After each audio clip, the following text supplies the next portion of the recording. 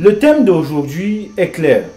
Nous allons poser la question de savoir, devient-on Camerounais? Pour beaucoup d'entre vous, la simple idée de croire que d'être né au Cameroun fait de nous des Camerounais serait juste. Juste parce que vous croyez que le droit du sol, oui. Mais vous croyez que poser la même question que je viens de poser, devient-on Camerounais? Posez la même question à un Français, devient-on Français? On va vous dire, oui, on devient Français. Posez la même question à un Allemand, il va vous dire, oui, on devient Allemand. Posez la même question à un Américain, on va vous dire, oui, on devient Américain. Pourquoi? Parce que de devenir Camerounais, de devenir Français, de devenir Allemand, de devenir Américain, implique des responsabilités, implique la prise en compte de l'histoire, implique la prise en compte de l'identité, du contexte dans lequel vous voulez vivre.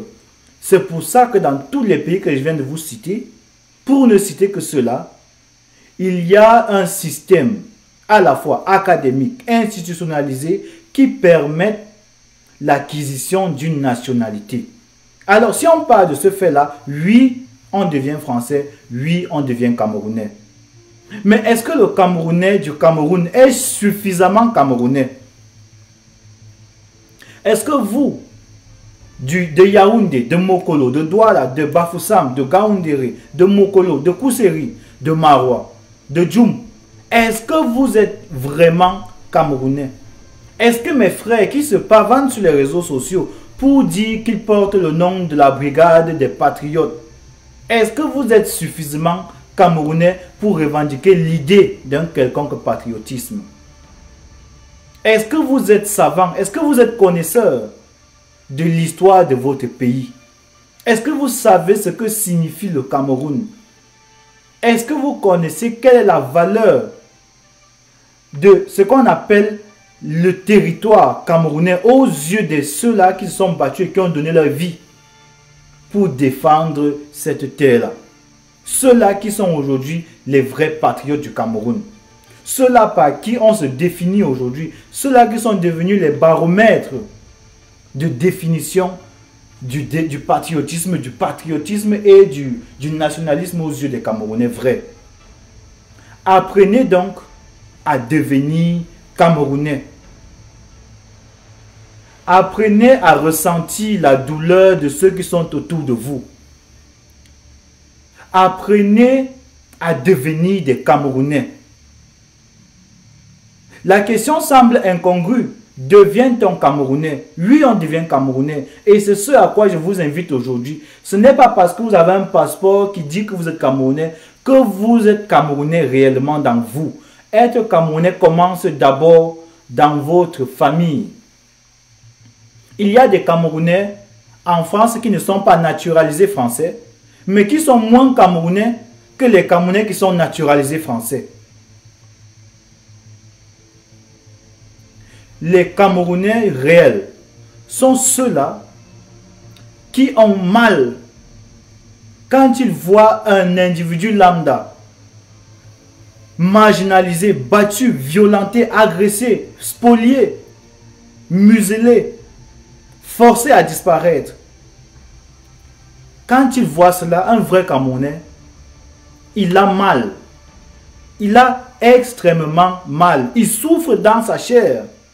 Salut à toi, Manga Liberté. Il souffre dans sa chair parce que le fait qu'il soit Camerounais, le fait qu'il soit né au Cameroun et qu'il partage cet amour, l'oblige à ne pas partir quand quelqu'un souffre près de lui, à ne pas démarrer sa voiture et aller au travail, entre guillemets, alors que des Camerounais sont dans la rue en train de manifester pour une injustice commise par la justice du Cameroun.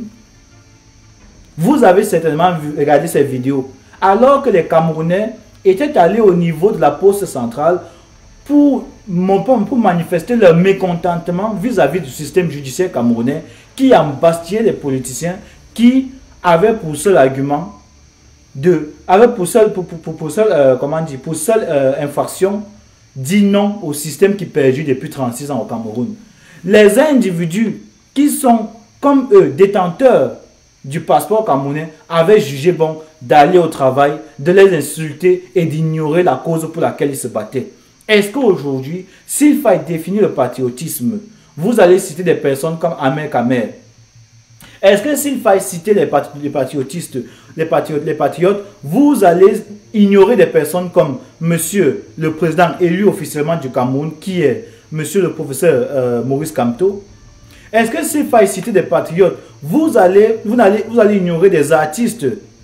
Vous allez ignorer des artistes comme Valsero, qui en tant qu'artiste a utilisé l'art comme étant le moyen de changement des mœurs, au détriment de ces artistes-là, ces pseudo-artistes qui ont usurpé le métier pour devenir des griots du RDPC. On n'est que 18 dans une vidéo comme celle-ci et je trouve ça déplorable. Si vous avez partagé, repartagez encore, je vous en prie. C'est peut-être parce que c'est samedi. Et samedi, normalement, les gens devaient être à la maison. Je ne sais pas pourquoi la vidéo est aussi peu regardée. Mais de toutes les façons, le plus important, c'est le message que nous portons. Je veux que chacun d'entre vous, que chacun d'entre nous apprenne à devenir Camerounais. Prenez le Cameroun comme étant votre famille. Dans chaque famille, les problèmes d'une personne concernent tout le monde. Il est déplorable que dans un pays comme le Cameroun, que des individus réussissent en tant qu'artistes à vendre la graine, la sémence du népotisme et du tribalisme. Il est inadmissible que tout un ministre se rende sur une place de fête alors que depuis fin 2016, on est à presque 5000 morts. Il part festoyer avec les individus de sa communauté. Il est incroyable qu'au Cameroun, alors que le code pénal, alors que la loi de 90 interdit formellement tout Camerounais, qu'il soit une personne morale ou réelle, ou physique, je voulais dire, de créer deux organes différents de presse. Parce que ça, c'est de la manipulation de l'opinion publique. Monsieur le PDG Amougou, qui est détenteur, possesseur à la fois de Vision 4 et des médias et du groupe Anecdote, c'est interdit par la loi, c'est sanctionnable par la loi. Il doit aller en prison parce que c'est interdit. Mais il ne rend compte à personne parce qu'il porte le nom qui paye. Parce qu'il vient d'une région qui paye. Parce qu'il vient d'une communauté où on apprend dans la famille qu'on peut tout donner à tout le monde sauf à certaines personnes. Vous avez un gouvernement aujourd'hui au Cameroun, un groupe de politiciens, un groupe politicien, je ne sais pas comment on peut, s'il mérite même l'appellation de politicien. Parce que la politique n'a rien à voir avec ce que ces individus mènent à Etoudi. Ce qu'ils font à Etoudi peut porter tous les noms du monde, sauf le nom politique. Ce que les députés qui sont à Yaoundé, à Ngouaekele, font, peut porter tous les noms, sauf la législature, sauf la politique. Parce que le monde que le Cameroun est en train de vouloir nous faire comprendre, la cacophonie dans laquelle le Cameroun est en train de plonger son peuple aujourd'hui, porte un nom. C'est la cruauté, c'est la méchanceté, c'est du sadisme. Même Machiavel, qui à l'époque était défini comme étant le pire des conseils dictatoriaux, n'est pas aujourd'hui à la cheville de ce groupe de terroristes. Parce que ça, c'est le vrai terrorisme. Et les Camerounais qui, comme vous, qui, comme nous, regardons cela et revendiquons un changement, sont traités d'insurrectionnels, sont traités de personnes qui sont en train de détruire l'image du Cameroun. Par qui? Par ceux-là qui se revendiquent être des patriotes. Peut-on être patriote et dire que le Cameroun se porte bien alors qu'on est à près de 5000 morts, alors qu'il y a près de 400 000 déplacés, Alors qu'il y a des Camerounais qui ne sont même plus capables de vivre sur leur terre natale. Alors que l'histoire des groupes de personnes sont détruites. Alors que des Camerounais sont obligés d'aller vivre dans des pays tiers. Alors que des Camerounais sont obligés aujourd'hui de devenir pauvres. Il y avait des banques dans le Nozo. L'argent qui était dans ces banques sont allés où? Les structures financières qui existaient dans le Nozo, à Boya, à Bamenda, où sont-elles aujourd'hui? Elles ont été détruites. Et l'argent qui était à l'intérieur, où est passé cet argent? Et ce même monsieur vient nous parler de patriotisme. Le vrai terrorisme porte un nom, c'est le système biaïste. Allez sur les réseaux sociaux, allez sur Google, interrogez les Wikileaks, vous verrez que les ministres aujourd'hui qui portent la casquette de ministre, de haut ministre ou bien de ministre d'État sont le ranking, la liste des ministres qui ont eu l'exploit de détruire le Cameroun sur le plan financier. On ne compte plus leurs vols en termes de millions. On compte leurs exactions en termes de milliards. Parmi eux, c'est une honte de voler moins de 10 milliards au Cameroun. C'est une honte. Vous avez depuis 1982 au Cameroun des ministres qui se sont enrichis. Regardez le cas du pays, le Bénin.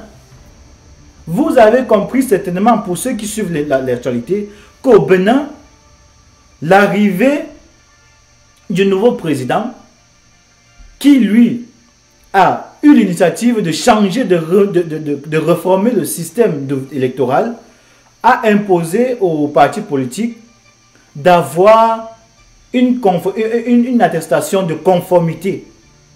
Et l'attestation de conformité était basée sur le sentiment, la volonté du ministre de l'Intérieur qui s'appelle Sakalafia de donner cela à qui voulait bien le faire.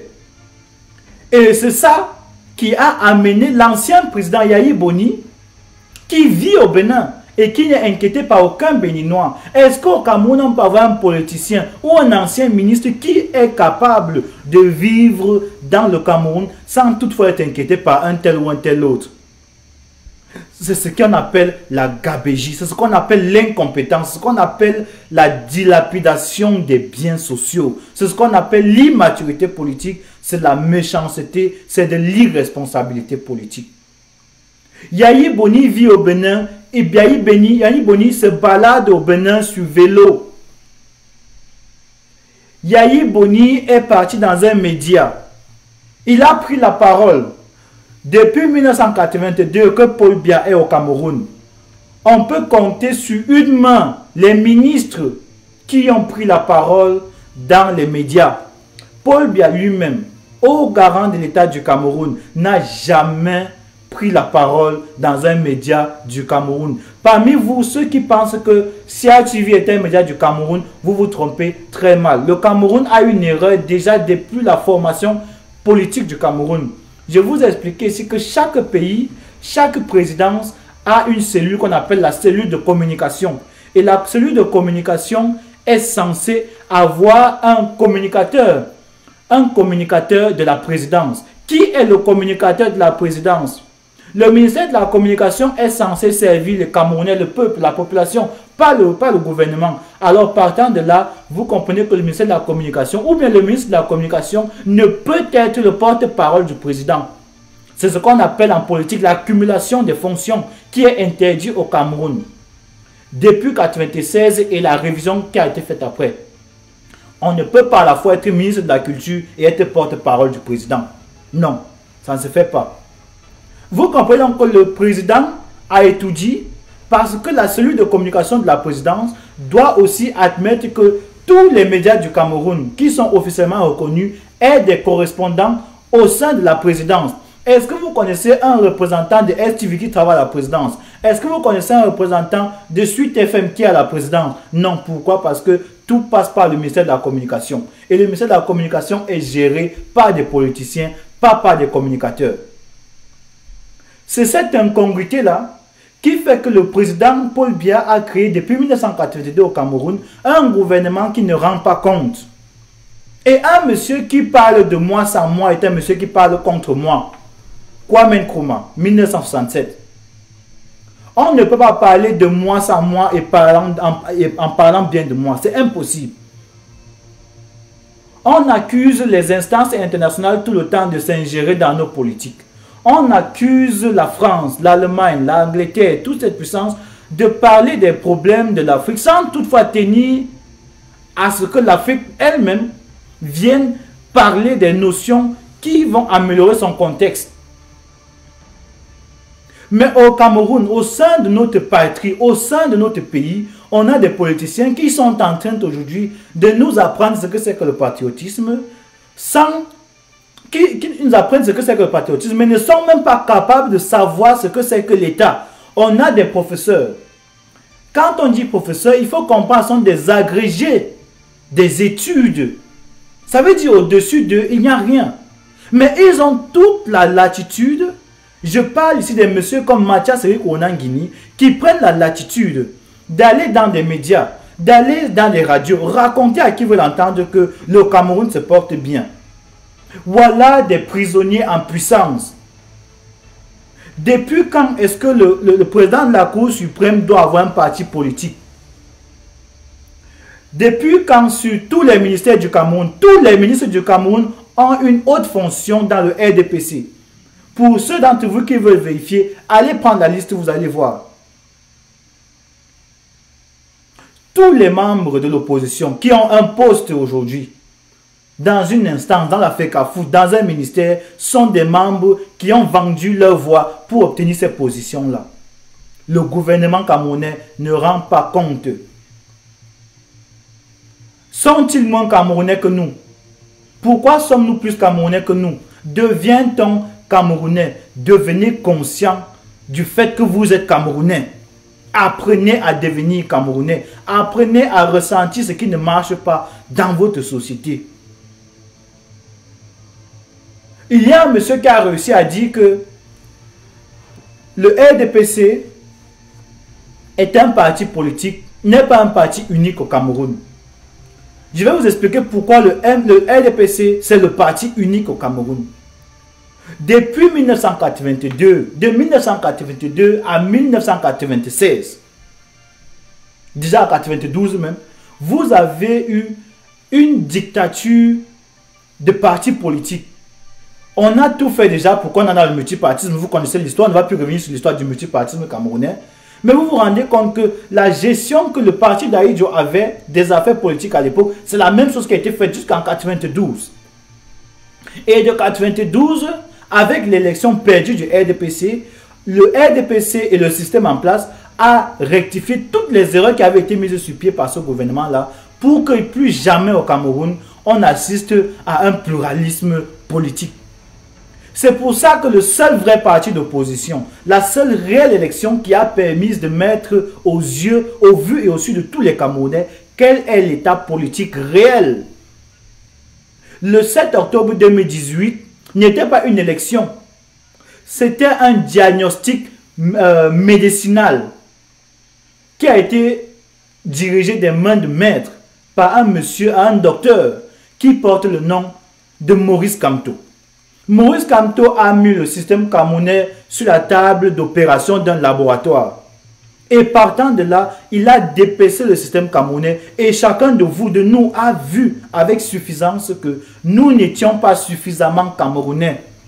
Nous n'étions pas suffisamment camerounais. Pourquoi? Parce que depuis des années que cela est perpétré au Cameroun, on parle de plus de 36 ans. Aucun d'entre nous n'avait levé la tête pour dire au gouvernement camerounais, trop c'est trop. Un seul individu, un seul homme. On compte près de 200 partis politiques au Cameroun. Mais un seul homme a eu suffisamment de camerounité dans son sang, a eu suffisamment d'identité camerounaise dans son sang pour rejeter son argent qu'il avait, pour rejeter le prestige dont il faisait, comment dire, le prestige dont il faisait l'objet, pour rejeter tous les avantages qui étaient affiliés à sa personne, pour venir au Cameroun, marcher pieds nus dans la boue, dans les méandres de votre société, pour vous dire, ouvrez les yeux, devenez Camerounais. Vous parlez chaque jour du Cameroun, la jeunesse fait de l'ance de la nation. Où est cette jeunesse aujourd'hui? Où est cette jeunesse? Où était-elle quand on partait encercler la maison de Abenzonga pour sortir? La seule personne qui, depuis près de 3 décennies, a réussi à ouvrir les yeux des Camerounais. Qu'est-ce que cette jeunesse a fait? Je vous rappelle, il y a quelques jours au Bénin, alors qu'il y a eu Boni, pour revenir à la question Boni, alors qu'il y a eu Boni était parti sur un média télévisé pour dire à tous les Béninois que n'oubliez pas ce qui est le plus important dans votre pays, c'est la stabilité politique. Et la stabilité politique passe par la stabilité du code pénal, passe par la stabilité des élections. Et il n'acceptait pas que le président béninois mette sur pied une stratégie qui empêche à l'opposition d'être suffisamment représentée. Je vous rappelle qu'au Bénin, on ne paye pas 30 millions. Hein. C'est dans les 400, c'est extrêmement cher au Bénin. Ça veut dire que non seulement la participation aux élections sur le plan financier est extrêmement chère, mais il impose aux partis politiques de créer des blocs. Après avoir imposé ça aux Béninois, il impose maintenant aux Béninois de donner avant les élections un certificat qui atteste qu'ils sont conformes. Mais or, le certificat qui atteste qu'ils sont conformes n'a pas de réglementation. On ne sait pas quels sont les critères qu'il faut suivre pour être conforme au Bénin. Ça veut donc dire que le ministre de l'Intérieur peut décider à tout moment que tu n'es pas conforme ou tu es conforme. Et c'est ce qui s'est passé. Et parce que l'opposition s'est révoltée, il y a donc eu les partis politiques de l'opposition ont eu cette attestation, mais trop tard. Ce qui fait qu'ils ne peuvent pas légalement, selon la loi, aller aux élections. Et ça a donc créé la colère de Yahya Boni qui est parti dans les médias pour dire que si c'est comme ça que la politique va se faire, ça va se faire d'abord en passant sur lui. Il a dit aux jeunes béninois, prenez le destin de votre pays en main, parce que ce qui est en train de se passer va plus tard nuire aux jeunes que vous êtes. Et c'est pour ça donc que un avocat donc, qui était du parti de Yahya Boni est donc parti dans un média pour revendiquer aussi vite que possible l'arrestation, la mise au fait de Yahya Boni, qui n'est autre que l'ancien président. Et après avoir entendu cela, la jeunesse béninoise, comme un seul homme, n'a pas encerclé la maison, n'a pas encerclé le quartier, a encerclé les quartiers tout autour de la résidence de Yahya Boni. La police ne pouvait même pas entrer dans le quartier de Yahya Boni. Je ne dis pas dans la maison, je dis mais dans le quartier. Vous comprenez, et il ne s'agit pas d'un politicien qui est encore en fait. Il s'agit d'un ancien président. Ça veut dire qui a été voté, qui a fait sa candidature et qui a perdu les élections et qui est chez lui, mais qui bénéficie du respect de la sécurité des citoyens. Quand est-ce que nous allons voir une situation pareille au Cameroun?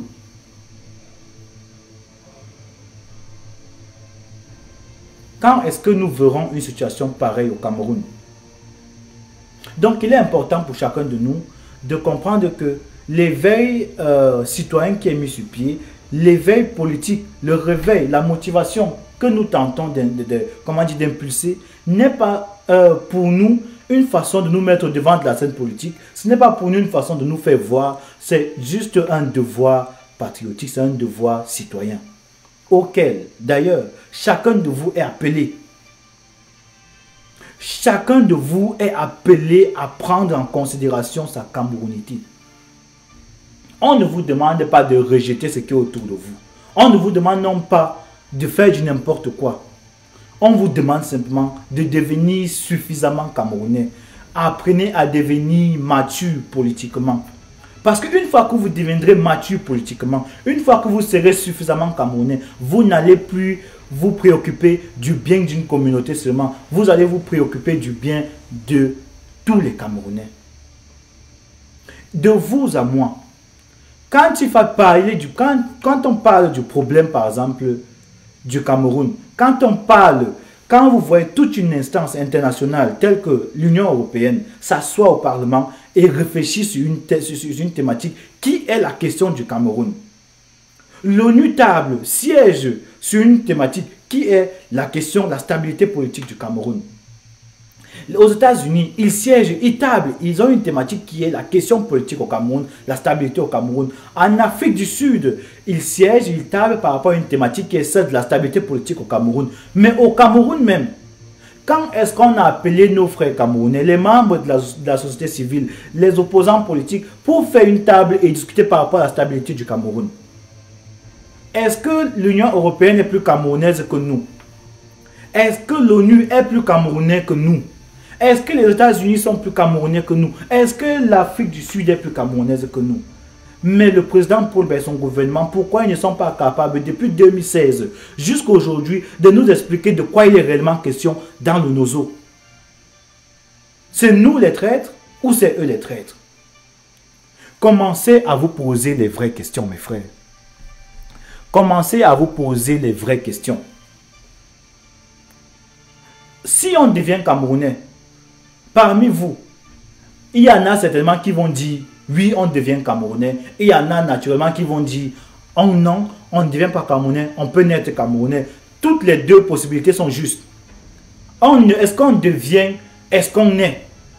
Vous connaissez certainement une femme, la femme Simone de Beauvoir, qui était la femme de Jean-Paul Sartre. Les deux reconnus dans le monde entier à travers leurs écrits, à travers la marque qu'ils ont apportée dans l'évolution de l'identité et de la considération de l'homme, des hommes et des femmes bien entendu. Simone de Beauvoir, qui a dit une phrase, qui s'est posé la question de savoir, qui disait un jour, on ne naît pas femme, mais on devient femme. Je vous dirai aujourd'hui, on ne naît pas homme, mais on devient homme. On ne naît pas Camerounais, mais on devient Camerounais. Parce que quand vous voyez la psychanalyse qui a été vulgarisée par Freud, vous comprenez que la mentalité, l'identité, le comportement fondamental d'un être humain se fait à 95% par le subconscient de cet individu. Ça veut dire que de 0 à 7 ans, votre personnalité se prépare à travers deux phénomènes clairs. Il y a premièrement la répétition. Vos parents autour de vous, vos oncles, votre quartier font des éléments qui permettent à l'enfant que vous êtes de comprendre dans quel mécanisme votre société fonctionne. Comment est-ce qu'on demande? Comment est-ce qu'on reçoit? Et que fait-on quand on reçoit? Comment est-ce qu'on dit que? Comment est-ce qu'on revendique? Comment est-ce qu'on se plaint? Voilà toutes les règles que vous apprenez par répétition. Parce que quand vous ne le faites pas, on vous pose la question, on vous amène à le répéter, on vous amène à le répéter, on vous amène à le répéter. Cette répétition perpétuelle, constante, sont les fondaments, sont un des fondaments par lesquels le subconscient apprend. Le deuxième élément, c'est l'entraînement. On entraîne son subconscient en partant à l'école, en répétant ce qu'on a lu à l'école tout le temps, en allant à l'école, en créant ce qu'on appelle un rituel. C'est pour ça que vous voyez dans beaucoup d'églises, nos sœurs, nos frères du Cameroun sont pleins dans les églises. Des églises dans lesquelles, derrière eux, derrière les pasteurs, il y a la photo du pasteur et de sa femme, et à droite la photo de Paul Biya. Voilà le genre d'église dans lesquelles vous trouvez nos sœurs, qui n'arrivent pas à se poser les questions sur les éléments de leurs environnements, qui ne s'interrogent pas sur le milieu où il vivra inconscient de sa propre présence. Prenez conscience de votre existence, prenez conscience de votre entité, prenez conscience de votre identité. Devenez Camerounais. Nous ne sommes pas suffisamment Camerounais. Nous ne sommes pas suffisamment devenus Camerounais.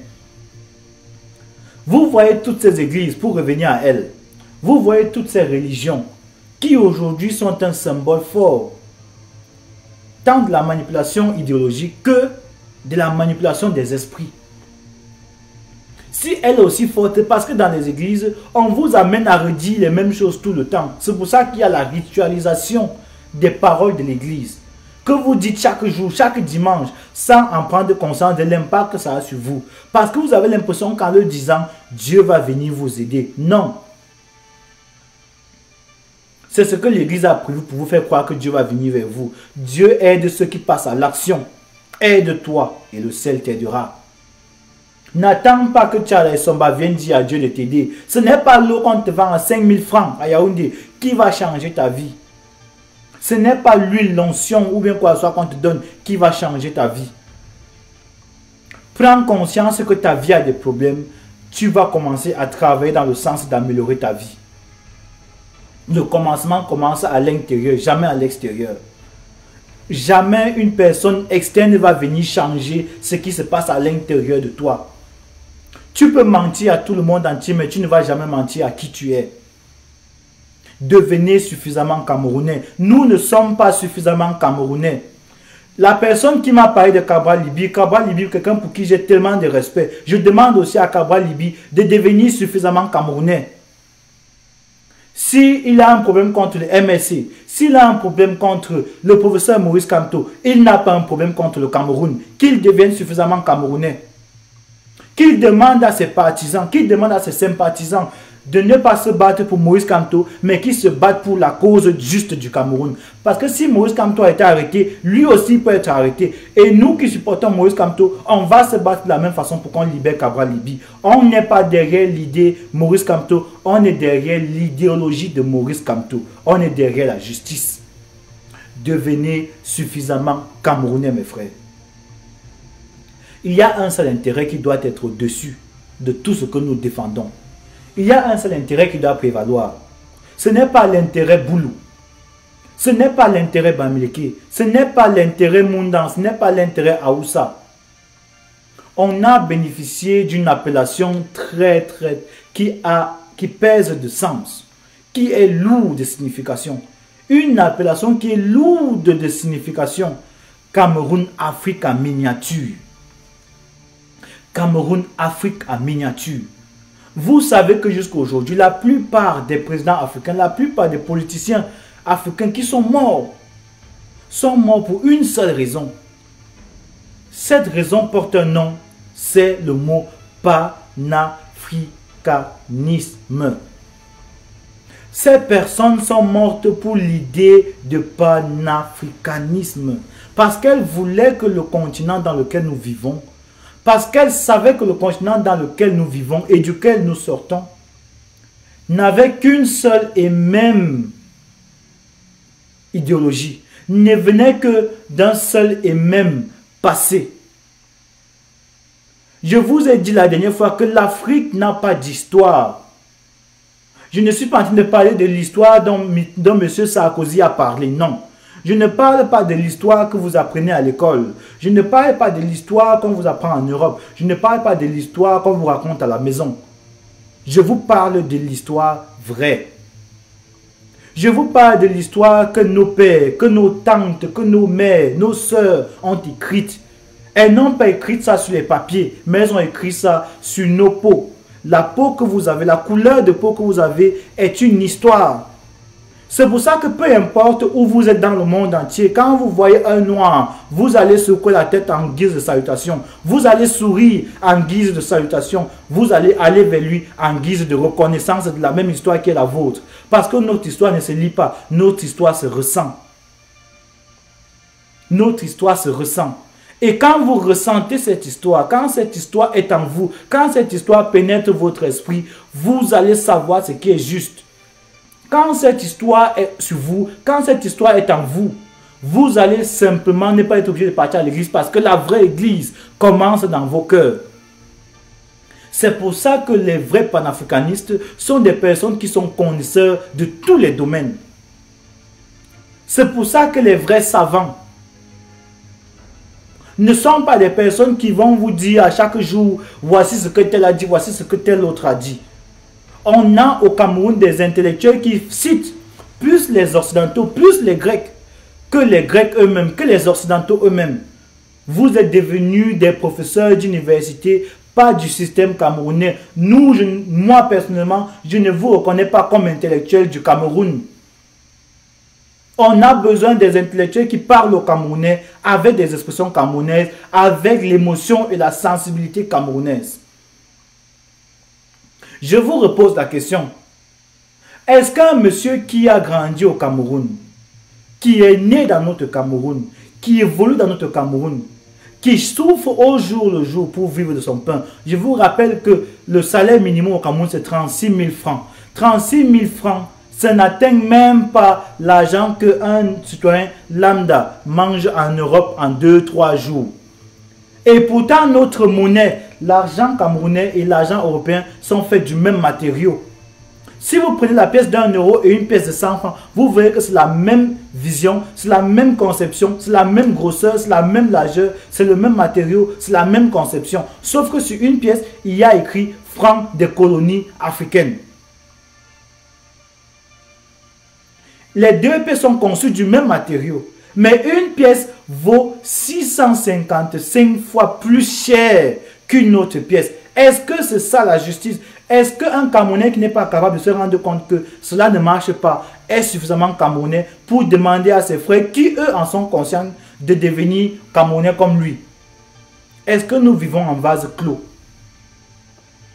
On est dans un pays où la politique a littéralement échoué. On est dans un pays où la politique a littéralement échoué. Vous avez des ministres de la culture qui n'ont aucune expérience. Je vous dis, nulle expérience dans un domaine, pas dans le domaine de la culture, mais dans un domaine en général. Quel est le domaine de définition de celui que vous appeliez à l'époque Mini Pam Pam? Quel est le domaine de définition de celui que vous appeliez Mini Pam Pam? Est-ce qu'il peut vous parler d'économie au Cameroun? Est-ce qu'il peut vous parler de la culture au Cameroun? Quel est son domaine de définition? C'est lui qu'on envoie dans le ministère de la culture, qui est le ministère qui façonne, qui modèle, qui crée l'esprit camerounais. C'est Mini Pam Pam qui va dire à vos enfants ce que c'est qu'être camerounais. Quel est le domaine de définition de M. René Emmanuel Sadji, qui est désormais, et malheureusement, bien malheureusement je dirais ici, le ministre de la communication du Cameroun? Un monsieur qui a appris le droit et la littérature se retrouve à la tête de la plus haute institution de communication du Cameroun. Je vous rappelle que le droit, il existe le droit et le droit de la communication. Il existe le droit de la communication et le droit de l'information. Ce sont des domaines différents dont le monsieur qui est à la tête de la plus haute institution n'a aucune connaissance. On l'a mis là pour des raisons stratégiques. S'asseoir sur tous les éléments communicationnels et informationnels qui pourraient permettre aux Camerounais de savoir à quel niveau le Cameroun va mal. Il est là pour fermer la bouche des journalistes. Il est là pour faire taire les communicateurs. Il est là pour ralentir le plus possible la possibilité des Camerounais lambda de connaître ce qui se passe réellement au Cameroun. C'est pour ça qu'à Yaoundé, on ne sait même pas ce qui se passe dans le Nozo. Nous, ici en Europe, on est informés à chaque jour qui passe, en temps et en heure, de ce qui se passe au Nozo. Par contre, nos propres frères qui sont sur le même territoire ne sont pas capables de bénéficier de l'information comme nous ici. Allons dans un autre domaine, toujours dans la communication, mais plus haut, la télécommunication. Il coûte plus cher d'appeler du Cameroun au Nigeria que d'appeler du Cameroun en France. Est-ce que c'est pas bizarre?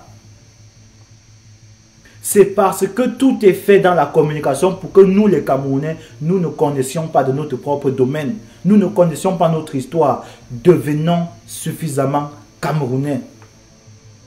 C'est ce à quoi je vous invite aujourd'hui. Devenez suffisamment Camerounais pour vous rendre compte de ce qui n'est pas suffisamment Camerounais. On ne peut pas vouloir quelque chose qu'on ne connaît pas. On ne peut pas revendiquer quelque chose qu'on ne connaît pas. Devenez Camerounais, vous saurez ce que c'est que d'être Camerounais. Et tout ce qui n'est pas Camerounais, vous saurez ce qui n'est pas Camerounais. Devenons suffisamment Camerounais. On est dans on a atteint une dimension de l'évolution de l'humanité où on est obligé aujourd'hui d'être connaisseur, d'être conscient de l'environnement qui est autour de nous. On est aujourd'hui entré dans une dimension de l'évolution de l'humanité où les plus faibles vont mourir. Les gros poissons vont manger les petits poissons. C'est dans cet environnement que nous vivons aujourd'hui. Peu importe le domaine dans lequel vous êtes, les gros poissons vont manger les petits poissons. Et les lions vont manger leurs proies.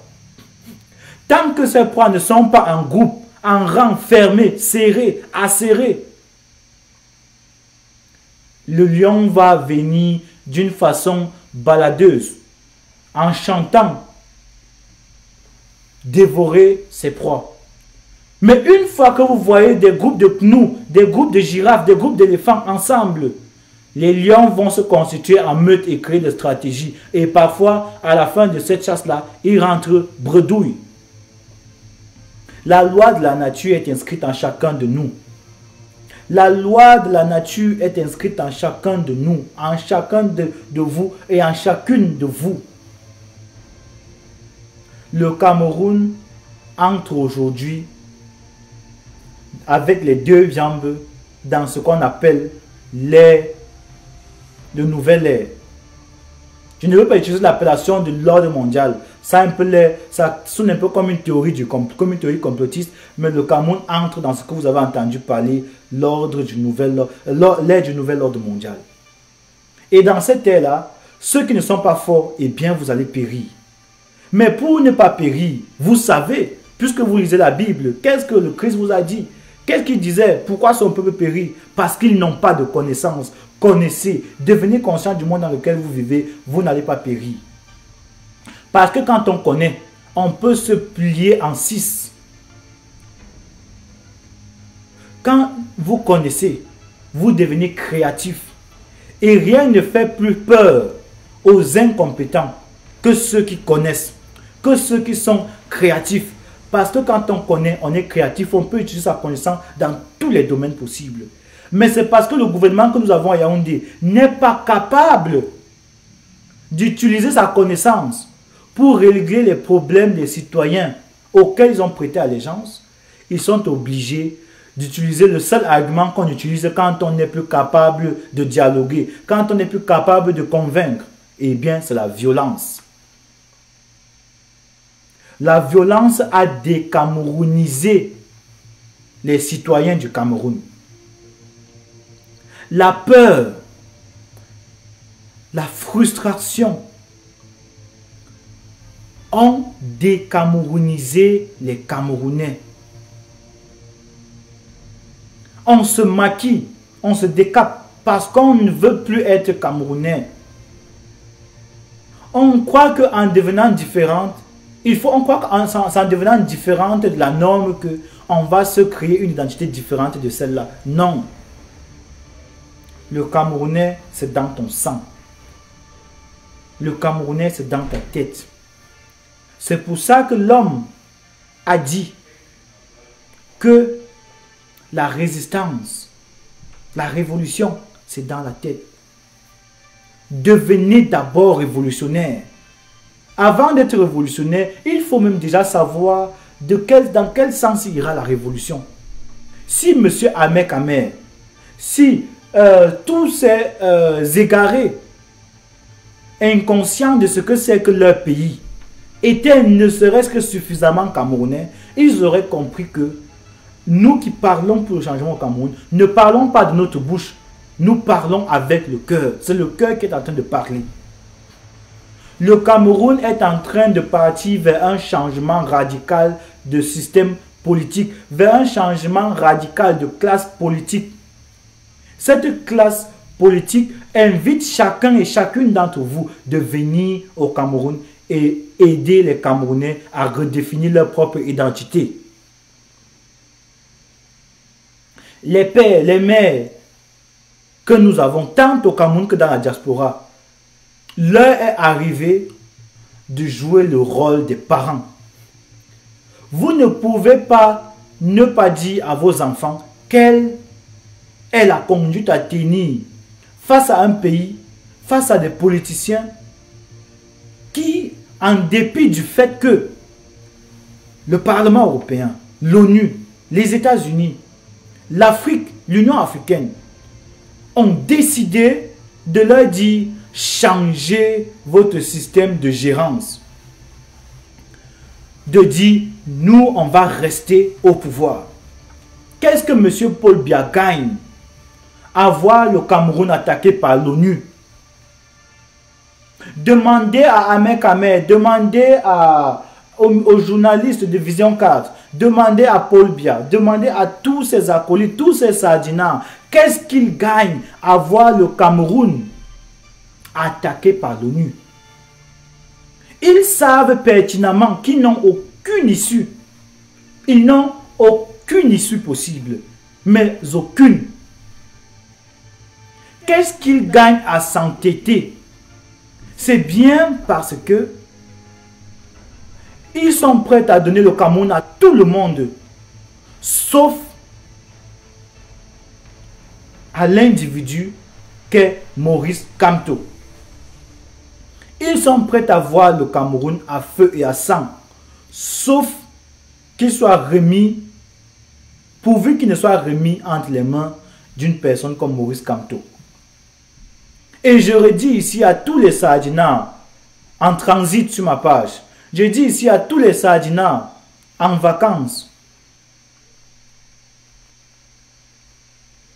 que le système qui aujourd'hui est contre Paul Biya n'est pas un système qui est là pour mettre Maurice Kamto au pouvoir. Le système qui est aujourd'hui mis en place est un système qui a pour but de mettre tous les anti, je dis bien les anti-camerounais, à la place qui est la leur. On va rechanger le système psychiatrique du Cameroun. Parce que j'ai l'impression que jusqu'à aujourd'hui, les gens que nous appelons fous ne sont pas réellement les vrais fous. Les vrais fous se baladent là dehors et ils tiennent des lives. Ils tiennent des lives sur Facebook, sur YouTube, sur Twitter. J'ai l'impression qu'on doit dire au monsieur du Cameroun qui s'occupe des fous que les vrais fous, on s'est trompé, les vrais fous sont dans les bureaux, les vrais fous sont dans les ministères, les vrais fous sont à étudier. On va les amener parce que j'ai l'impression qu'il y a un sérieux problème dans leur tête. Je commence à avoir pitié même d'eux. Donc, monsieur Ahmed Kamer, j'espère que tu sais, j'espère que tu prends les dispositions nécessaires. Parce que les 12 mois qu'on a donné à Paul Biya, ce n'est pas seulement à Paul Biya, c'est à tous ceux-là qu'on appelle sardinats. Donc j'espère que pendant votre période de transit sur ma page, vous allez recevoir l'information et vous allez la donner à Ahmed Kamer qui est votre symbole. Dites à monsieur Ahmed Kamer, du haut de ses 45 ans, que le gouvernement camerounais, le nouveau, le vrai, la deuxième république du Cameroun, la troisième république du Cameroun, je voulais dire, va mettre à la disposition du Cameroun un centre psychiatrique assez grand pour prendre en charge, même de façon gratuite s'il le faut, des personnes comme vous. Parce que vous souffrez d'un vrai trouble de la personnalité. Je vais inventer une expression dans ce cadre-ci. Un vrai trouble d'identité, un vrai trouble identitaire, un vrai trouble patriotique. Vous ne savez même plus pour quel pays vous vous battez. Le Cameroun, ce n'est pas Yaoundé. Le Cameroun, ce n'est pas Etoudi. Le Cameroun, ce n'est pas être Boulou. Le Cameroun, ce n'est pas être Bami. Le Cameroun, ce n'est pas être francophone. Le Cameroun, ce n'est pas être anglophone. Pour tous ceux qui me posent des questions, la même question chaque jour, depuis que j'ai commencé mes vidéos, je vous réponds encore. Je ne suis pas pro-Amazonie. Je ne suis pas pro-Cameroun francophone. Je suis pro-Cameroun en général. Et je donne la latitude à chaque individu de bénéficier de ses libertés fondamentales. Et la liberté fondamentale demande que chaque individu choisisse s'il veut, en tant qu'Amazonien, que le Cameroun et l'Amazonie deviennent des États communs de choisir. Que les francophones qui ne veulent pas que cela soit le cas choisissent comme ils veulent. Mais une chose est fondamentale, c'est que peu importe si tu es amazonien ou camerounais, ou que tu sois francophone ou anglophone, le plus important c'est que chacun vive sans être opprimé par quiconque sur cette terre. Voilà les raisons fondamentales pour lesquelles je me bats. Partant de là, il est clair que vous compreniez ceci. L'Amazonie vit depuis 1961 sous la dictature, sous l'impérialisme camerounais francophone sous télécommande franco-française. L'Ambazonie vit dans des conditions incroyables. Pour ceux d'entre vous qui ont fait des universités à l'école, des universités ou l'école à Yaoundé ou au Cameroun en général, vous saurez que quand on est ambazonien, quand on est anglophone, on est obligé d'apprendre le français. On est obligé d'apprendre le français. Parce qu'on ne peut pas faire l'école sans parler français. On ne peut pas faire l'université sans parler français. On ne peut pas aller à Ngouakele et faire des cours de, je sais pas, on ne peut pas aller à l'ESTIC et faire le journalisme en anglais. Parce qu'il n'y a pas de francophone capable d'apprendre le journalisme en anglais. Arrêtez de me poser la question de savoir si je suis pro-ambazonien ou pro-francophone. Je suis pro-Cameroun. Mais un Cameroun sans Paul Biya et son système. Je suis pro-Cameroun. Mais un Cameroun sans Paul Biya et ses acolytes. Et tous ces individus-là, tous ces ministres-là, qu'on présente aujourd'hui comme étant des hauts commis de l'État, comme étant des responsables du Cameroun, je dis aujourd'hui haut et fort, je ne les reconnais pas comme étant des autorités respectives de mon État. Je ne les reconnais pas. Et chaque Camerounais que vous êtes, chaque Camerounaise que vous êtes, devrait le dire haut et fort le 18 à venir, quand nous allons tenir notre meeting, notre assise en France. Il faut que ces individus sachent que nous, la diaspora, nous avons décidé de ne pas reconnaître ces individus comme étant les garants de notre souveraineté parce qu'ils ont tué la souveraineté de notre État. On leur a remis le Cameroun. On leur aurait remis le Cameroun, rectifierai-je. Un État qui a fait des élections, qui a organisé des élections et qui a eu un président,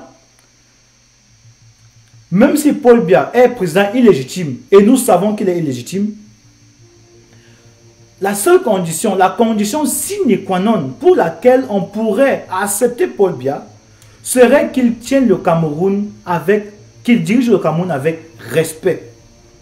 Est-il respectueux du Cameroun quand il laisse battre, piétiner, molester, embastiller, faire disparaître, tuer des professeurs d'université juste parce qu'ils parlent l'anglais? Et ce, depuis des années. Est-il respectueux des Camerounais quand depuis 2016 jusqu'en 2019, il n'a pas tenu à prendre la parole pour dire aux Camerounais et voici ce qui se passe dans le Nozo? Est-il respectueux des Camerounais quand jusqu'aujourd'hui, depuis la marche du 26 janvier, jusqu'à aujourd'hui, il n'a pas fait une sortie médiatique pour dire aux Camerounais, voici la raison pour laquelle on a arrêté Maurice Kamto? Qui est à Tangandji? Qui d'entre vous et moi a voté à Tangandji? La seule personne qui nous rend compte de ce qui se passe au Cameroun, c'est le président de la République que nous avons voté, c'est les députés que nous avons élus. À Tangandji, je ne le reconnais pas, ni hier, ni aujourd'hui, ni avant-hier. À Tangandji rend compte au Premier ministre, le Premier ministre rend compte au président et le président du haut de son âge, même s'il a fait 47 ans de présidence, il va, parce qu'il a dit qu'il est capable de diriger le Cameroun, venir nous rendre compte de ce qui se passe dans notre pays. C'est le rôle d'un président de la République. Il n'est même pas respectueux des Camerounais. Devenons suffisamment Camerounais pour savoir ce qui n'est pas Camerounais autour de nous.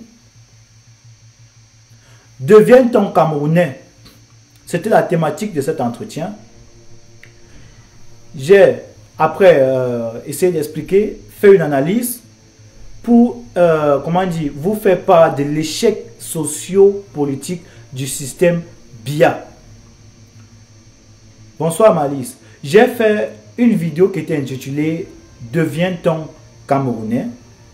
J'ai essayé de faire une analyse de l'échec clair sur le plan socio-politique du système Paul Biya au Cameroun. Voici comme ça un résumé de ce qui a été dit.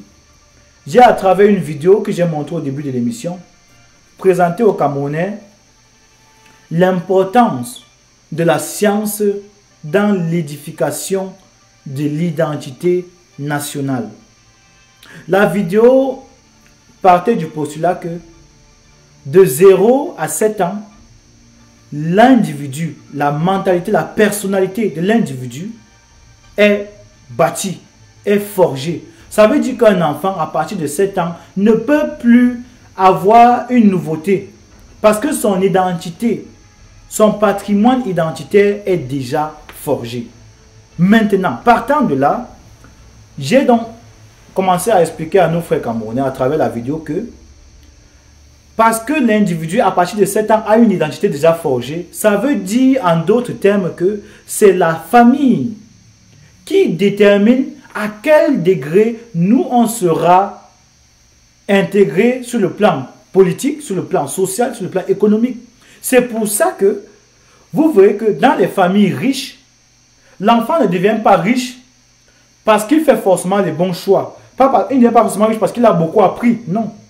Il devient riche lui-même plus tard parce que le contexte dans lequel il a grandi a tellement influencé son subconscient que même sans le savoir, parce que le subconscient ici, je vais le comparer à ce que vous appelez dans les ordinateurs, dans ce que vous appelez dans les avions, le pilotage automatique.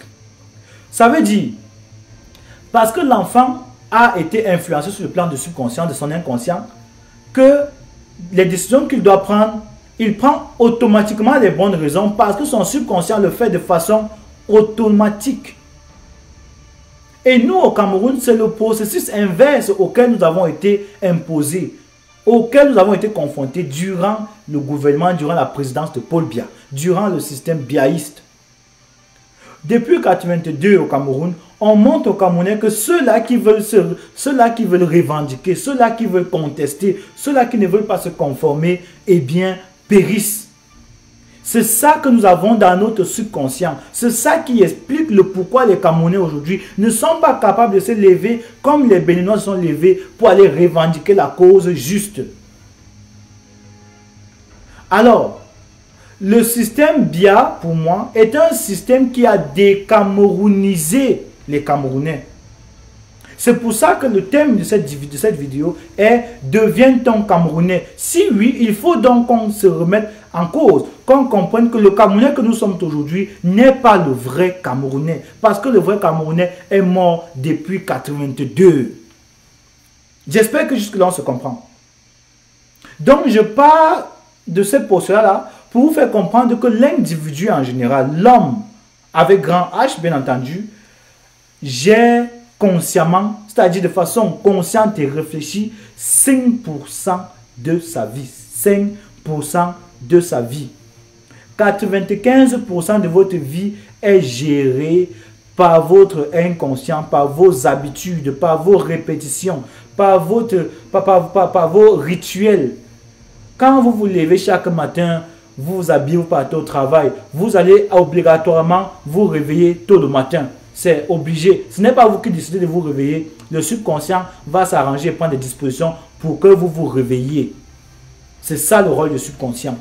Quand vous avez appris dans la maison que on ne parle pas fort devant un adulte, on n'insulte pas un adulte, cela va forger votre mentalité, votre subconscient de façon que une fois que vous allez insulter quelqu'un au téléphone, parce qu'il a une voix qui semble être la voix d'un jeune, quand vous allez le voir devant vous, vous allez voir ça un ancien, vous allez lui donner son respect parce que vous avez appris que cette image de vieillesse est liée directement au respect que vous lui devez. Point final. C'est ça le subconscient, c'est ça l'inconscient. C'est comme ça que les Camerounais ont grandi. Et parce que vous avez aussi appris que les Camerounais qui portent la tenue militaire ne sont pas des personnes qui sont là pour vous défendre, ce sont des personnes qui sont là pour vous opprimer, pour rendre compte de ce que vous faites devant les politiciens, pour vous embastiller, pour vous molester, pour vous prendre de l'argent, pour vous faire disparaître. Quand vous les voyez, la seule solution que vous avez, c'est de penser à sauver votre vie. Raison pour laquelle tous les Camerounais qui vont dans les places publiques pour manifester, dès qu'ils voient un policier ou un militaire, ils vont prendre la poudre des escampettes pour fuir. Voilà l'impact de l'inconscient chez nous, les Camerounais. C'est pour ça que le gouvernement Paul Biya, depuis 36 ans, a décamerounisé les Camerounais. Redevenons Camerounais. Mes chers amis, c'est ici que s'arrête cette vidéo, que j'ai bien entendu avec beaucoup de joie, beaucoup de satisfaction, faite.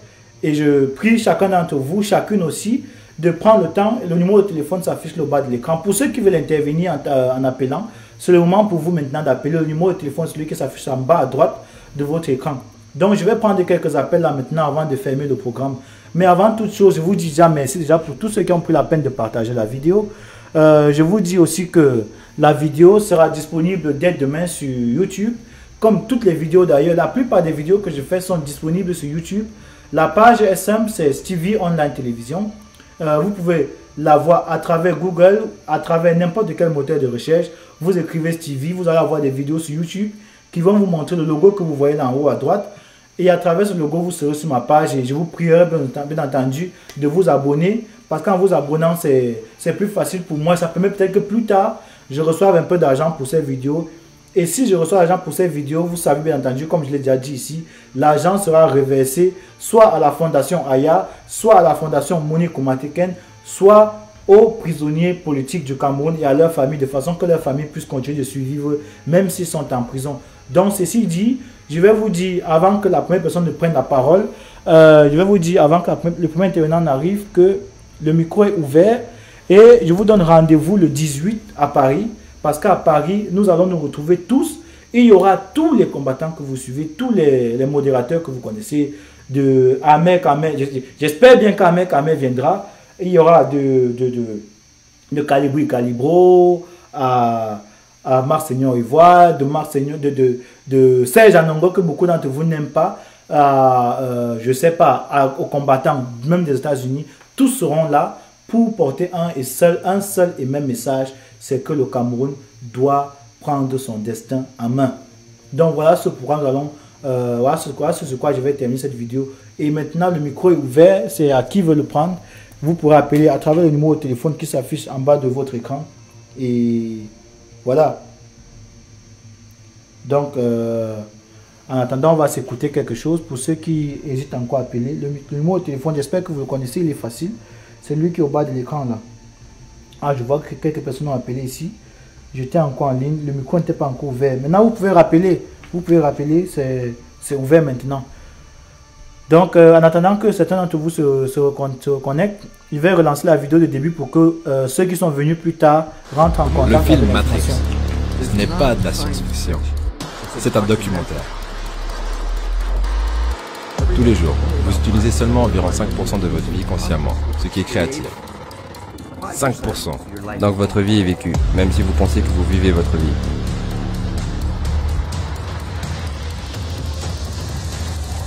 Sauve-moi vite. Dans cet épisode, vous allez découvrir est-ce qu'il est possible de changer. Je sais que beaucoup de personnes pensent qu'il est possible d'évoluer, mais pas de changer littéralement. Je ne sais pas ce que vous en pensez actuellement, je ne sais pas ce que vous penserez d'ici la fin de cette vidéo. En tout cas, restez avec nous jusqu'à la fin parce que Bruce Lipton, qui est au cœur de la vidéo, va vous parler de subconscient, de conscient, mais surtout vous donner des stratégies en fin de vidéo pour vous battre contre votre subconscient, vous battre contre vous-même, entre guillemets, pour devenir la personne que vous souhaitez devenir d'ici la fin de cette vidéo. C'est un peu ambitieux. C'est parti les filles. Enfin, pardon. Mesdames et messieurs, c'est parti. Le film Matrix, ce n'est pas de la science-fiction. C'est un documentaire. Chaque humain, et c'est un fait, chaque humain, lors des 7 premières années, télécharge en hypnose le cerveau d'un enfant en dessous de 7 ans est dans une fréquence de vibration plus basse. Quand vous mettez les fils sur la tête de la personne, vous lisez un électroencéphalographe qui lit les activités cérébrales. Un enfant en dessous de 7 ans a une vibration plus basse que la conscience. C'est appelé Theta. Theta, c'est l'imagination. Oh, c'est comme les enfants qui jouent à la dinette avec des tartes à la boue. Mais pour eux, c'est une chose réelle. Un enfant monte sur un balai, c'est un cheval. C'est ça, Theta, l'imagination. Theta, c'est aussi l'hypnose. Et l'idée, c'est ça.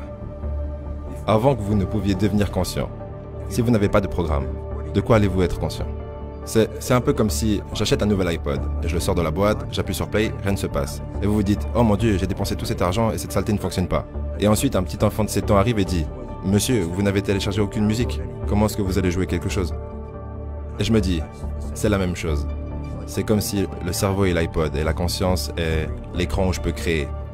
Mais si je n'ai rien dans le disque dur, je ne peux pas créer. Donc la nature fait les 7 premières années. Comment? Quelles sortes de programmes sont requis pour vivre sur cette planète? Je dis, comment vous les obtenez? Theta, c'est l'hypnose. Vous regardez juste. vous regardez vos parents, vous regardez vos frères et sœurs et votre communauté. Parce que vous devez apprendre. Combien de milliers de règles? Pensez-y. Juste pour être un membre fonctionnel d'une famille et un membre fonctionnel d'une communauté, il y a des règles. Vous devez apprendre ces règles à un enfant. Je dis, vous n'avez pas à le faire. Les 7 premières années, ils observent et ils téléchargent. Et après, je dis, pourquoi est-ce pertinent? Parce que c'est un fait regrettable. 99% de notre vie, c'est un fait. Vient de ces programmes dans le subconscient. Tous les jours, vous utilisez seulement environ 5% de votre vie consciemment, ce qui est créatif. 5%. Donc votre vie est vécue, même si vous pensez que vous vivez votre vie.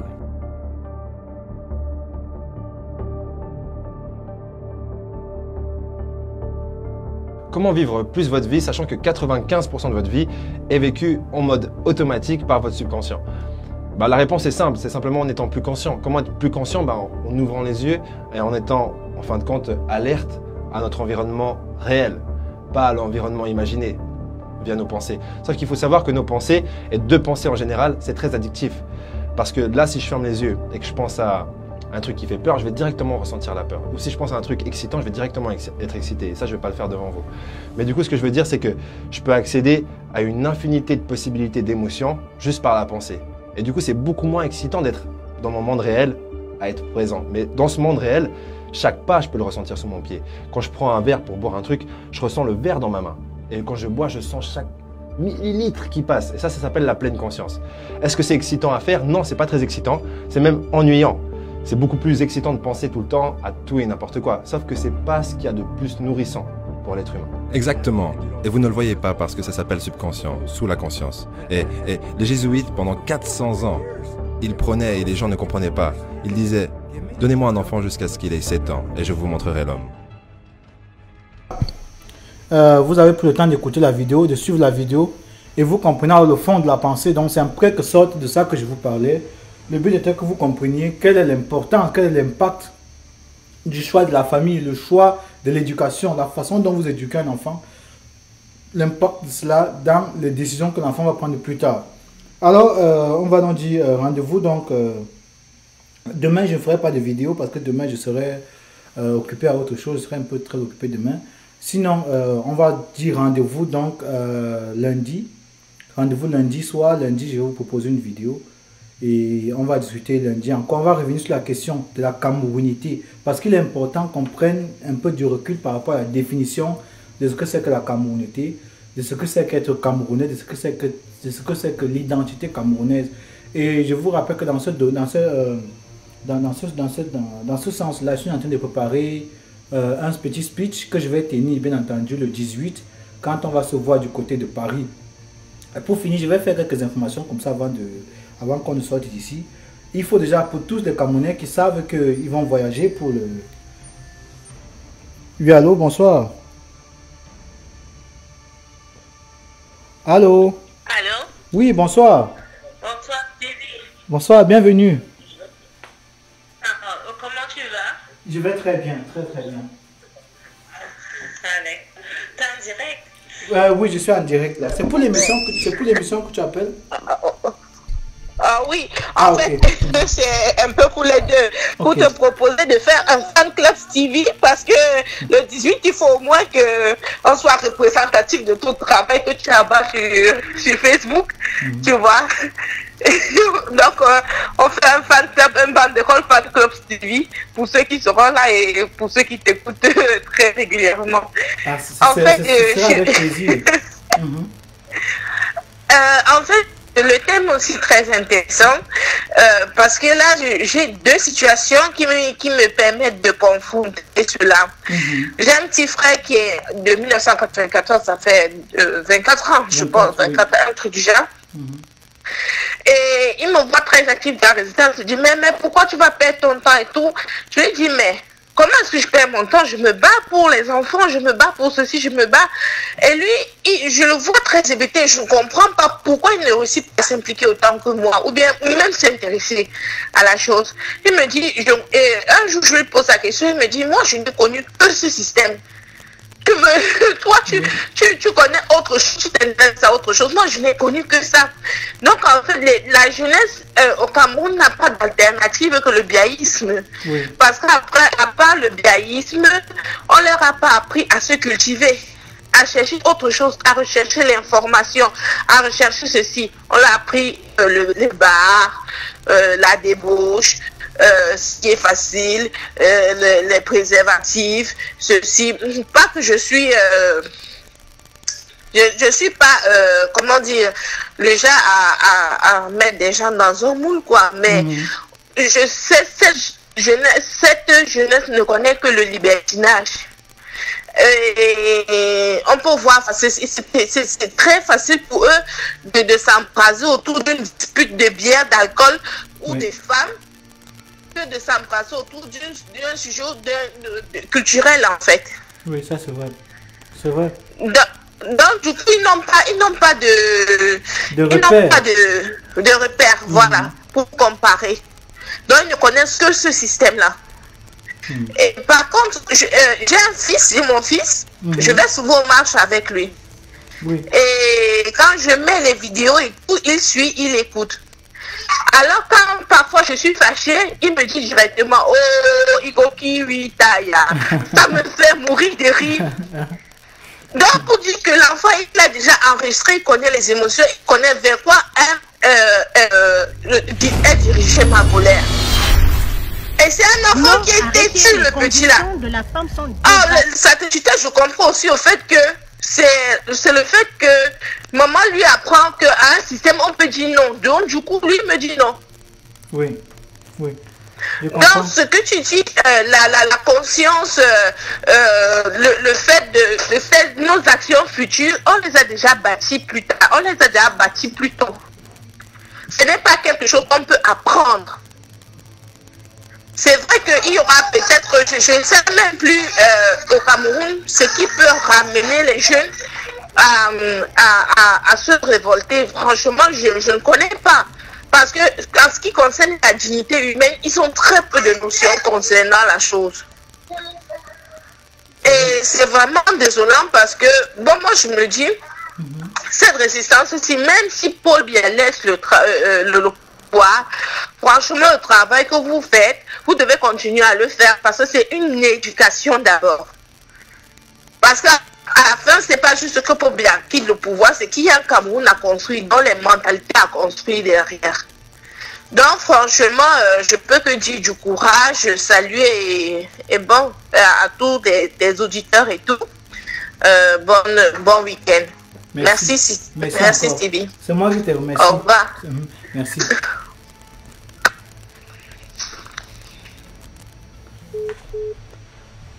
Donc là, c'était Malise. C'était Malise qui intervenait. Elle donnait son point de vue par rapport à ce qui se passe au Cameroun. Et vous avez bien eu le temps de voir que voilà, la mentalité, comme je le disais, est forgée depuis le départ chez les enfants. Et c'est très important de le savoir parce que quand vous savez qu'il est important de forger la personnalité de votre enfant avant qu'il n'atteigne 7 ans, vous vous mettez un peu plus au travail parce que vous savez qu'il faut, vous avez 7 années pour créer un homme ou une femme.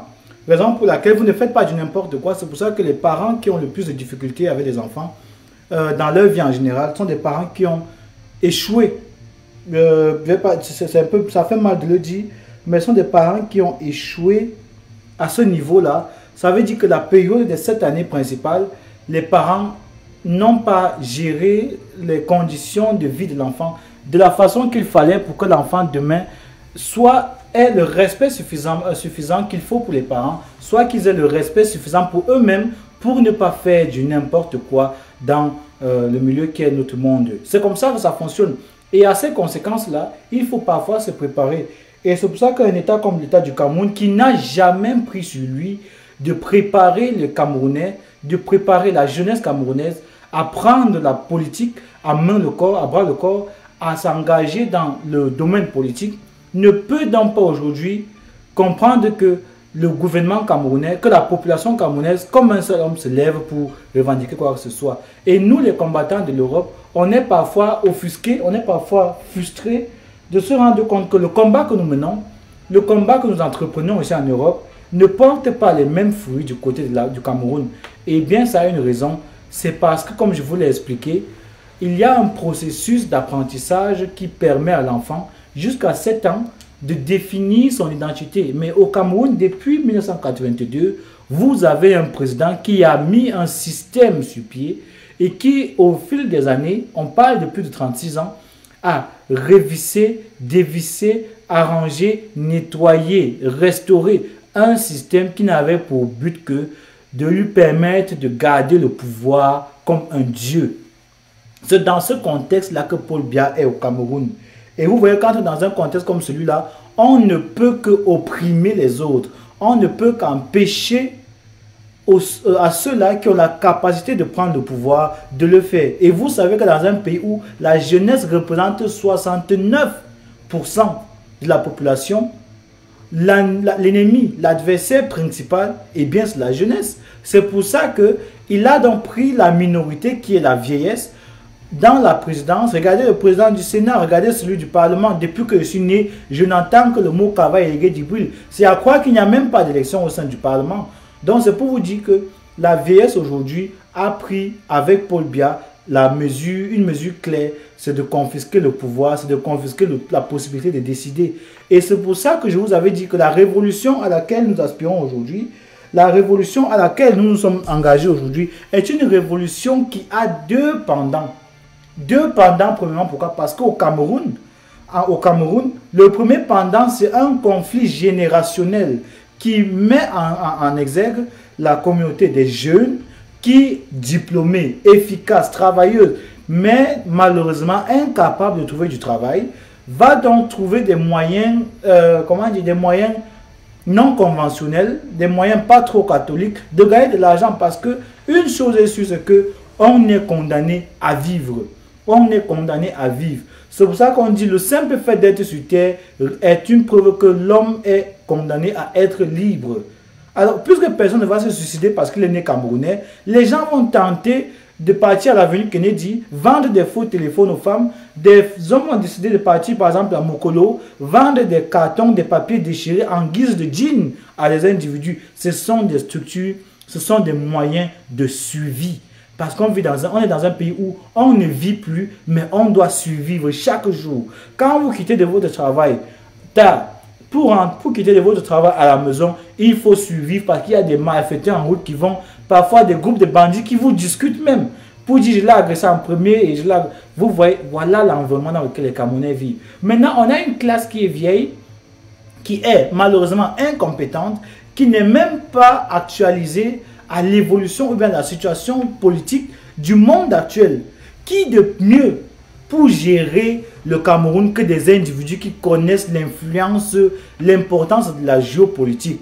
Que quand vous, par exemple, prenez n'importe quel ministre au Cameroun, je vous dis un exemple banal de n'importe quel ministre au Cameroun, vous verrez que peu importe son nom, il aura une incapacité à gérer les problèmes du Cameroun comme un individu camerounais qui sort du fond de cette société-là et qui a réussi tant bien que mal à s'en sortir. Parce que pour un monsieur qui s'est en sorti, il est capable de vous dire, mon ami, si tu prends la route de Simalène, si tu prends la route de Toudji, et peut-être tu prends telle route qui va dans tel quartier où il y a les éleveurs, on va t'agresser. Et c'est un fait. Si tu prends la route et effectivement tu vas te faire agresser, c'est évident. Par contre, vous avez des messieurs, toute cette classe ministérielle est une classe d'individus qui n'ont jamais, qui n'ont très peu connu le Cameroun et qui jusqu'au jour ne connaissent pas le Cameroun. La preuve en est que le monsieur qui est leur chef est Paul Biya, et Paul Biya connaît moins le Cameroun qu'un Français qui vient au Cameroun en vacances. Vous comprenez que, désolé, vous comprenez qu'on a un système qui est moins camerounais que nous-mêmes. C'est pour ça qu'il faut absolument changer les classes au Cameroun. On a besoin d'une nouvelle classe politique. Et je vous ai dit, ceci va être mon nouveau cheval de bataille. Même après le départ de Paul Biya, la classe de la jeunesse de la diaspora doit constituer des personnes qui vont représenter le Cameroun dans le Parlement camerounais et dans le Sénat camerounais. C'est une nouvelle forme de politique à laquelle j'invite la plupart des analystes politiques d'Europe Asseyons-nous, réfléchissons-y et je vais vous dire comment je prévois cela. On va en parler. Mais sachez que le Cameroun a besoin... en fait, la personne n'appelait pas pour intervenir en ligne, donc c'est pour ça que... Mais sinon, c'est un combattant, tenez-vous sûr. Donc, j'étais en train de dire qu'il y a un conflit générationnel au Cameroun et que le défi que nous avons aujourd'hui à relever est un défi qui permet déjà, qui part du postulat que on doit comprendre qu'au Cameroun, la seule chance, le seul échappatoire que le Cameroun a eu, la raison pour laquelle vous avez eu une assise du Parlement européen, pour laquelle vous avez eu une assise de l'ONU, pour laquelle vous avez eu une assise de l'Afrique du Sud, pour laquelle vous avez eu une assise des États-Unis, c'est pour une seule et unique raison, c'est à cause de la diaspora. C'est la diaspora qui a permis que M. Kamto ne soit pas traité comme un impropre dans les geôles de Koningui. Parce qu'ils savent qu'au sein de Koningui, nous avons des personnes qui nous rendent service, qui nous rendent compte. Parce qu'ils savent que la diaspora a des moyens financiers de soutenir une révolte comme ça qui se passe au Nozo pendant 10 ans, 20 ans. Ils le savent. C'est pour ça que l'État du Cameroun respecte et a peur de la diaspora. Mais une diaspora comme celle-ci ne sert à rien si elle n'est pas représentée au sein de nos parlements, si elle n'est pas représentée au sein de notre Sénat. Ça veut donc dire que la classe de la diaspora doit parce que ce que nous faisons est totalement politique. Le discours que je vous tiens ici est un discours que je devrais normalement tenir dans un parlement au Cameroun. Le discours que je tiens, c'est un discours que quelqu'un normalement devrait tenir au Sénat au Cameroun. Et c'est un discours qui permettrait de renseigner, d'informer et de camerouniser des individus qui ne sont même pas conscients de ce qui se passe réellement au Cameroun. Et c'est pour ça que la diaspora a besoin d'avoir des émissaires au Cameroun qui vont plaider non seulement pour le Cameroun, mais pour des Camerounais qui sont dans la diaspora aussi. Parce que quand on va dans la diaspora, on ne prend pas, on ne se naturalise pas, on n'est pas moins Camerounais que celui qui est au Cameroun. Mais qui garantit dans nos intérêts au Cameroun? Raison pour laquelle on a besoin des individus qui vont être représentatifs de ce que nous sommes au niveau du Cameroun. Voilà l'idée lancée, que ceux qui veulent l'apprendre, l'apprennent. Mais je vous dis que voilà le projet sur lequel je vais m'asseoir, même après le départ de Paul Biya. Ceci dit, je dis merci encore à chacun de vous. Merci pour le travail que vous faites. Je vais dire un merci particulier à des personnes comme Yaya. Yaya qui est là, qui est un artiste camerounais qui est du côté de France, si je ne me trompe, qui agit pour la valorisation de l'image du Cameroun. Même si au Cameroun, ce n'est pas trop vu, ce n'est pas trop su. Mais bon, voilà, c'est ce que c'est au Cameroun. Donc, je vous dis merci pour le temps que vous m'avez accordé aujourd'hui. Et j'espère que vous aurez le temps de répondre à la question. Il n'y a qu'une personne qui a appelé, c'est dommage. J'aimerais avoir votre réponse. Est-ce qu'on devient Camerounais ou bien on est Camerounais? Très peu de personnes ont appelé et ce n'est pas normal. Pour une question comme celle-là, je crois que normalement chacun de vous devrait avoir son mot à dire. Parce qu'il ne s'agit pas là d'une... comment dire, d'une question particulière ou bien d'une question technique. Quand j'utilise les gros mots, vous me dites que non, j'utilise les gros mots. Maintenant, ce n'était pas un gros mot. Je crois que ça, c'est une question qui est bien posée, qui est simplement posée. Chacun de vous pourrait normalement répondre à cette question-là. Est-ce que vous pensez qu'on devient Camerounais? Ou est-ce qu'on est déjà étant Camerounais? C'est aussi simple que ça. Vous pouvez répondre par oui ou non. Vous pouvez répondre par ce que vous voulez. Mais une chose reste sûre, c'est que il faut savoir si est-ce qu'on est Camerounais ou on devient Camerounais. Ça va donc être important. Pourquoi? Parce que les gens qui sont en train de nous traiter d'anti-patriotes comprendraient que nous, on a suivi un processus qui nous a amené à se camerouniser. C'est mon expression. Hein. Donc, vous n'avez pas lu le mot camerouniser quelque part. Je l'ai inventé parce que je n'ai pas trouvé un autre mot. Pour dire devenir Camerounais, c'est compliqué. Donc, je suis du postulat que on devient Camerounais. Et je parle du postulat qu'il n'y a pas beaucoup de Camerounais en ce moment. Sinon, ceux-là qui défendent l'image, l'idéologie du Cameroun que nous voulons avoir. Donc, oui, allô, bonsoir. Allô? De me donner le micro. Quant à ce qui concerne la question si on devient Camerounais, moi je pense que la plupart du temps, on est Camerounais. Mais il y a des circonstances où on peut devenir Camerounais. Et je pense que, compte tenu de la situation actuelle, beaucoup de personnes sont devenues Camerounais. Je répète bien, compte tenu de la situation actuelle, beaucoup de gens sont devenus Camerounais à cause de l'action du professeur, son excellence, le président élu Maurice Kamto. Parce que moi, je suis ici là en Allemagne, je connais beaucoup de gens beaucoup de Camerounais, qui sont de parents camerounais, qui ont choisi avec tous le désordre, les gens, ce monsieur a étudié, qui ne veut pas partir, a fait, refusait même d'être Camerounais. Il niait, il cherchait déjà à se naturaliser, à oublier le Cameroun. Faisait même venir leurs parents ici pour oublier le Cameroun. Mais depuis que Kamto a, c'est-à-dire, on peut voir que c'est vrai qu'il y a certains gens qui sont nés au Cameroun, qui gardaient cette patrie, mais il y a beaucoup de gens, même compte tenu du fait qu'on se dit qu'il n'y a pas la double nationalité, qui préfèrent prendre la nationalité européenne et ne plus être Camerounais. Mais avec l'action du professeur élu, du président élu, beaucoup de gens, même des enfants qui sont nés ici, sont en train de devenir Camerounais. Je vais prendre un exemple, je ne veux pas citer la personne, mais je connais beaucoup de gens qui depuis que l'action s'est passée avec le professeur Kamto, ils étaient avec des femmes ou des hommes qui sont d'une autre nationalité, et les enfants ont commencé à s'intéresser à la chose camerounaise.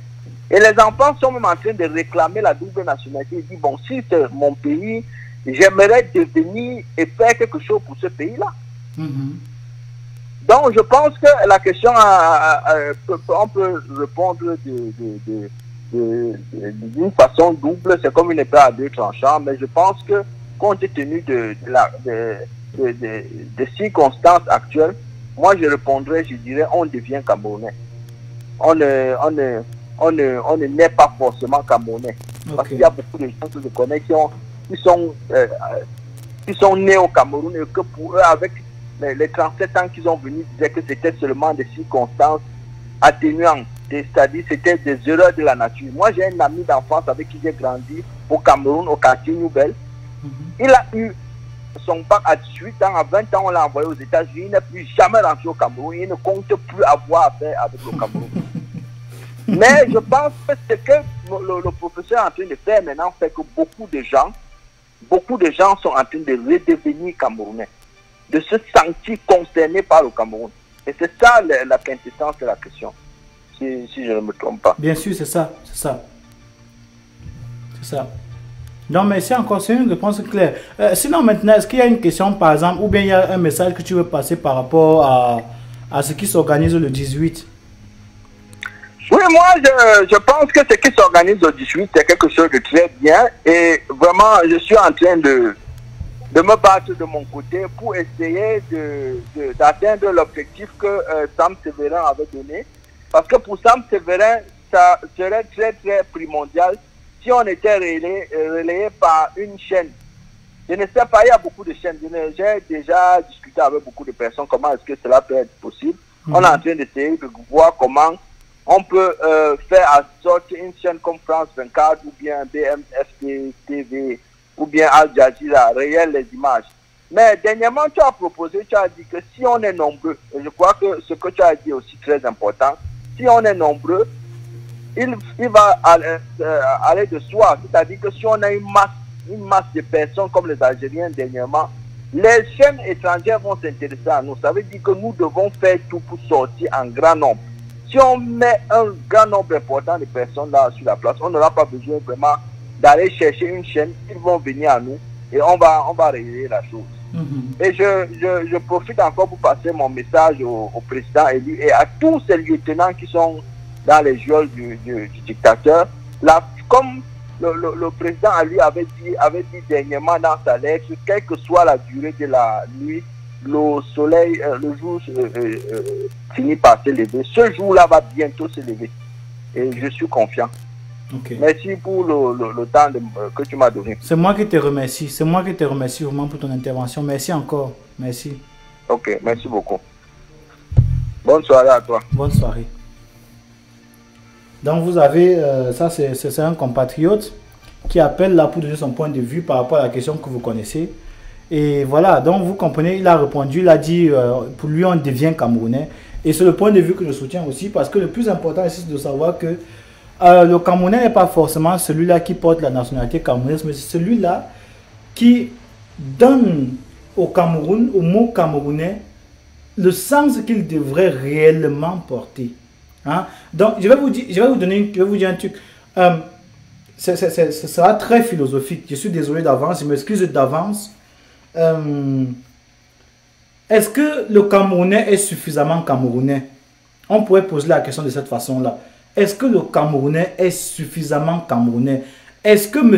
Paul Biya est suffisamment Camerounais? À Tangandji, est-ce que moi, si je suis celui-là qui est capable de donner ou bien de retirer la nationalité à quelqu'un, est-ce qu'un monsieur comme Tangandji est un monsieur qui mérite la camerounité selon vous? Est-ce qu'un monsieur comme Jean de Machin, je ne veux pas dire ce qui vient après, comme Jean Momo, peut être défini comme étant camerounais? Vous voyez qu'il faut d'abord comprendre ce que c'est que le Camerounais. Et une fois que vous avez compris ce que c'est que le Camerounais, vous allez savoir ce que n'est pas le Camerounais. Et maintenant, quand vous savez ce que le Camerounais n'est pas, vous saurez donc quelles sont les mesures patriotiques à prendre.